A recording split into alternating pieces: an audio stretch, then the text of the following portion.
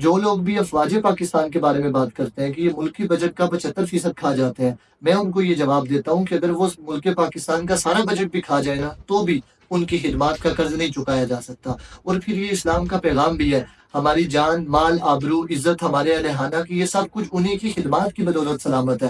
کبھی آپ نے دیکھا کہ جنگل میں کسی نے جا کر کے ڈیرا لگایا ہو؟ کیوں ہم لوگ گھر بناتے ہیں؟ گھر اسی لیے بناتے ہیں کہ ہماری ان چیزوں کا تحفظ ہو سکے۔ اور افواج پاکستان اپنی جانوں کو داؤ پر لگا کر کے ملکی سرحدوں کے اوپر پہرا دیتی ہیں تاکہ ہماری جان، مال، آبرو، عزت کو حفاظت میں رکھا جا سکے۔ میں اس پر یہ بات کرتا ہوں، یہ اسلام کا پیغام بھی ہے۔ کیوں کہ جس وقت سرکار جان عالم صلی اللہ علیہ وسلم نے ظاہری دنیا سے پردہ فرمایا تو اس وقت میرے آقا و مولا کے گھر میں تقریباً 6 تلواریں لٹک رہی تھی، لیکن اس وقت حضرت اما عائشہ صدیقہ رضی اللہ تعالیٰ عنہ کے پاس اپنے پیٹ مبارک کی بھوک مٹانے کے لیے ایک مٹھی آٹا بھی کوئی نہیں تھا۔ یہ چیز، یہ سنت اس بات کا پیغام دیتی ہے کہ اگر گھر میں کھانے کے لیے کچھ بھی موجود نہ ہو، لیکن آپ کے گھر کا، آپ کے ملک کی حفاظت اور اس کا دفاع جو ہے وہ مضبوط ہونا چاہیے۔ یہی خدمات تو وہ کر رہے ہیں۔ آج جب انڈیا نے پاکستان پر حملہ کیا تو جس طریقے سے ملک پاکستان کی فوج نے ان کا دفاع کیا، ملک کی تاریخ میں ایسی مثال ہی نہیں ملتی ہے۔ اور پھر جو مجاہدین اسلام کا مرتبہ ہے ہماری عزت آبرو کی حفاظت کرنے کی وجہ سے، بلکہ جو ان کی خدمت کرتا ہے، اللہ کے محبوب نے ان کو بھی ایسی فضیلت عطا فرمائی ہے۔ فرمایا اللہ ان کو بھی وہی ثواب عطا فرمائے گا جو ان کو سامان جنگ مہیا کرتا ہے یا ان کے گھر بار کی حفاظت کرتا ہے۔ فرمایا اللہ اس کو وہی ثواب عطا فرمائے گا جو جنگ میں جا کر لڑنے والے کو ثواب عطا فرمائے گا۔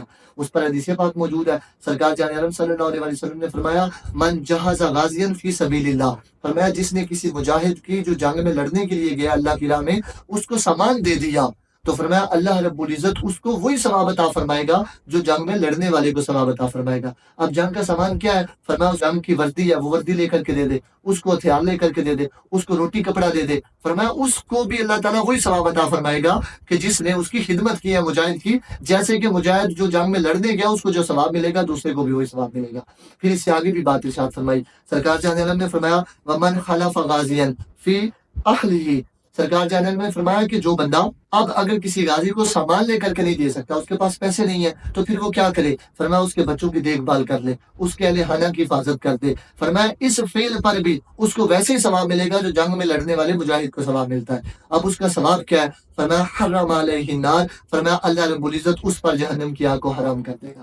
تو یہ شان ہے غازی کی، یہ شان ہے مجاہد اسلام کی جو اسلام کی سرحدوں پر پہرا دیتا ہے، اس کی حفاظت کرتا ہے۔ تو ایسے بندے کی خدمات کی جانی چاہیے۔ اسی لیے میں نے یہ بات کی ہے کہ اگر وہ ملک پاکستان کا سارا بجٹ بھی کھا جائے گا تب بھی ان کی خدمات کا قرض نہیں چکایا جا سکتا۔ تو یہ ایسی یہ ہستی ہیں، اللہ رب العزت ہمیں ان کے اوپر تانا دینے کی بجائے ان کا ساتھ دینے کی توفیق عطا فرمائے۔ اور میں اب یہ فوج پاکستان کو دعوت پیش کرتا ہوں کہ اب جو ہے وہ فلسطین کی حفاظت کے لیے بھی ان کے لیے جو وہ اقدام کیے جائیں کہ اگر پاکستان کی حفاظت ضروری ہے نا تو میں کہتا ہوں اس سے بڑا فرض یہ ہے کہ فلسطین میں بیت المقدس کی حفاظت کے لیے فوج پاکستان اس میں داخل ہوں اور اسرائیل سے فلسطینیوں کو اور بیت المقدس کو جو ہے وہ تحفظ فراہم کیا جا سکے۔